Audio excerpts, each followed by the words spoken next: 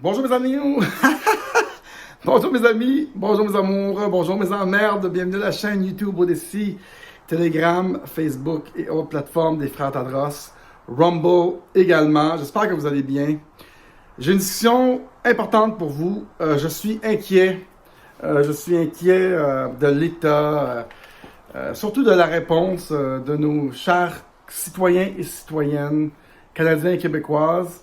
Mais on sent qu'il y a un éveil, mais je suis quand même inquiet et j'aimerais vous en parler. Bougez pas, bougez pas.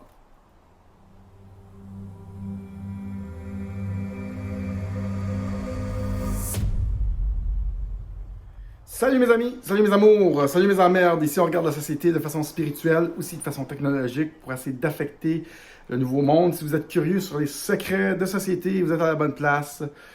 J'ai eu des super discussions avec des amis ce week-end et là, Eric aujourd'hui m'est arrivé et il a dit hey, j'ai entendu parler que ils vont suspendre ou ils veulent suspendre la charte des droits et libertés des Canadiens. Trudeau rencontre ses ministres et là il y a des petites lumières qui sont allumées.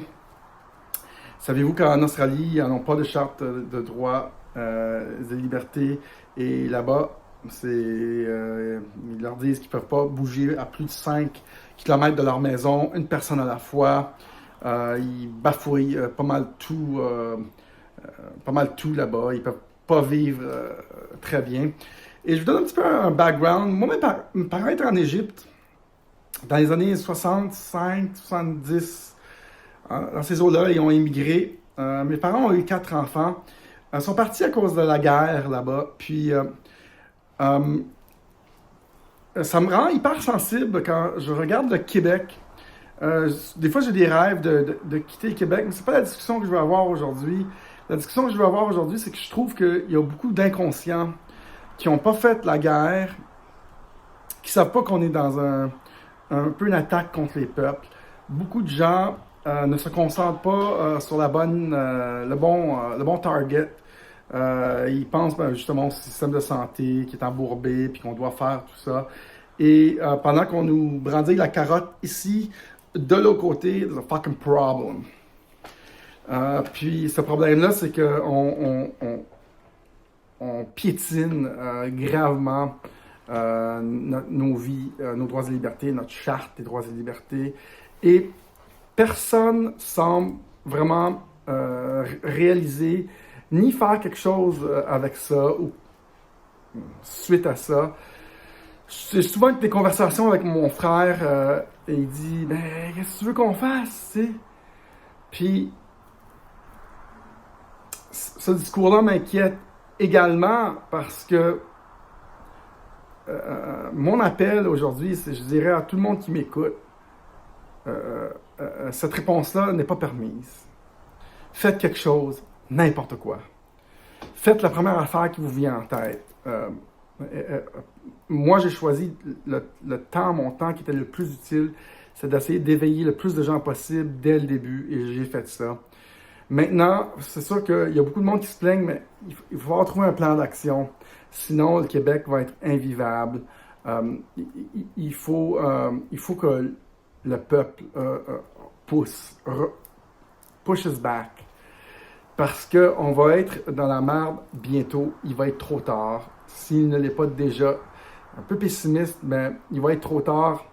Et ça m'inquiète beaucoup que le peuple québécois et canadien sont inconscients. Allez dans des pays où il y a eu la guerre, où leur famille a été tuée. Allez à des places où il y avait de la ségrégation, où est-ce que les bonnes personnes, les bons, là, étaient chassés, où est-ce qu'il fallait qu'ils fuient par la frontière, il fallait qu'ils se cachent. Allez dans des pays comme ça et vous allez vite comprendre quand vous n'êtes pas du bon côté pour aucune raison valable, en fait, du bon côté de la force, vous êtes juste du mauvais côté des autorités, comment ça devient invivable. Et les Québécois sont un petit peu douillets, toute la ouate. Le gouvernement s'occupe de nous autres, ça a toujours été comme ça va bien se passer, il s'occupe de nous autres, mais le gouvernement, je ne sais pas si vous le remarquez de plus en plus, mais le gouvernement n'est pas nécessairement là pour nous, toujours. Hein? Je pense que vous commencez à réaliser ça. Et ça prend pas beaucoup pour que le gouvernement force du mauvais bord. Hein? Vous commencez à réaliser, je pense, beaucoup de mes amis québécois, que ça commence à... Il y a quelque chose qui ne fonctionne pas. Hein? Mais si on push back pas tout de suite, si on ne repousse pas tout de suite, il risque d'avoir des conséquences qu'on ne pourra plus contrôler. Et il y a beaucoup de choses que je pense qui pourraient s'en venir. Je pense peut-être à la vaccination des camionneurs qui va affecter la chaîne d'approvisionnement, qui pourrait nous laisser avec beaucoup moins de, peut-être une panique. Aussi, forcer tout le monde des doses consécutives. Après ça, vous pouvez pas aller à l'épicerie si vous voulez. Ça peut se corser de beaucoup. Des camps de concentration, comme qu'on a prédit dès le début. Ceux qui ne savaient pas, et ceux qui se sentent encore douillettes, envoyez cette vidéo-là à ceux qui se sentent douillettes. On est effectivement dans je dirais, une troisième guerre mondiale. Sauf qu'au lieu de détruire des buildings, puis des banques, puis des écoles, comme ils ont fait dans la Deuxième Guerre mondiale, mais ça se fait plus comme ça, la guerre. C'est toujours la guerre pour l'argent. Et la façon qu'on retire la richesse des personnes moins fortes, c'est exactement comme qu'on vous venez de voir. Très efficace. On bloque l'économie, on empêche la plupart des gens de travailler, on fait beaucoup de choses qui appauvrit les gens, et ce qui arrive aux puissances mondiales, ils viennent chercher le tout pour une bouchée de pain sans détruire. Donc ça se fait plus de la même façon. Et c'est exactement ce qui s'est passé avec les Juifs, la ségrégation. J'ai vu la liste de toutes les choses qui faisaient subir aux Juifs. Et dans ce temps-là, c'était les Juifs qui... ils ne voulaient pas les payer, et ils ont décidé de les tuer, tout simplement. C'était la dette qui était due à ces gens-là. Et les gens suivent la ligne d'autorité, et qu'est-ce que tu penses qu'ils font? Ils suivent, puis on fait ce qu'on nous dit de faire, comme toutes les bonnes personnes dans les épiceries, puis notre force armée, la police, tout ça, ils font juste suivre. L'autre, ils font juste suivre, hein? Pas grave. Donc, je vous urge, mes chers amis, aujourd'hui, même si vous vous sentez peut-être douillette, ça va bien, envoyez cette vidéo aux gens qui se sentent très bien. Je vous dis, vous n'avez jamais vécu dans un monde de guerre, et ça commence à ressembler un peu à ça.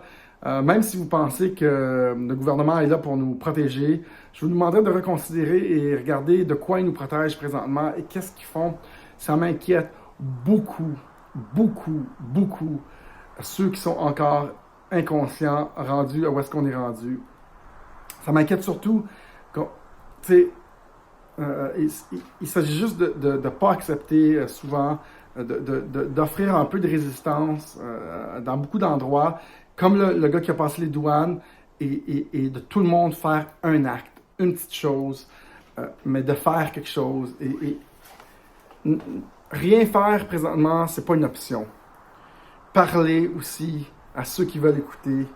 Moi, j'ai toujours dit, si j'éveille une personne, et j'en ai éveillé plus qu'une, mais si j'en éveille juste une, ça pourrait avoir un effet un effet papillon, je sais pas quoi, ça va affecter beaucoup d'autres personnes. Et donc, je pense qu'on a contribué quand même à ça depuis le début. Mais je vous urge, parce que ça m'inquiète beaucoup, l'inconscience des gens. Ça semble s'empirer. Peut-être même, faisons-le de façon pacifique. C'est possible, mais on a besoin ensemble, de pousser contre ça. Push back. Dire quelque chose. Et ne soyez pas insensibles à ce qui se passe.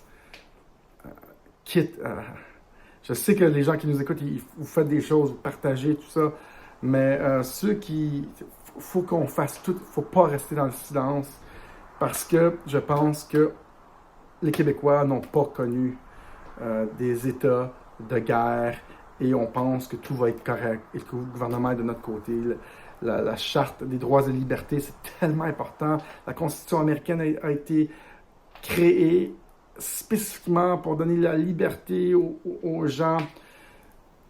de l'ancienne Angleterre, tout est fait pour qu'il soit libre et qu'il reste libre. Et nous, on a resté un peu liés au Commonwealth, à la reine. Et on dirait que nos pays, Canada, aussi l'Australie, ils nous ménagent pas beaucoup là-dedans. Puis j'ai peur que ça soit une place où on ne pourra pas vivre bientôt. Il va juste falloir fuir comme mes parents l'ont fait. Ça m'inquiète beaucoup, cette situation-là.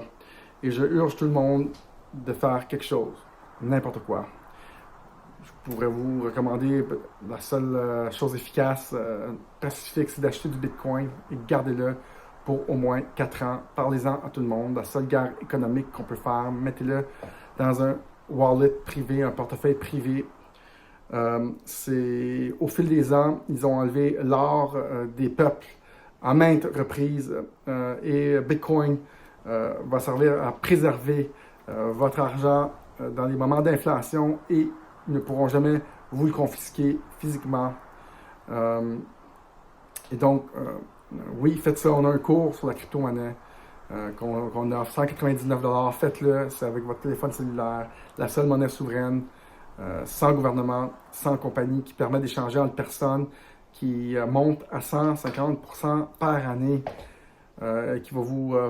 la meilleure guerre contre les États et la crypto qui va vous rendre libre aussi si vous commencez assez tôt.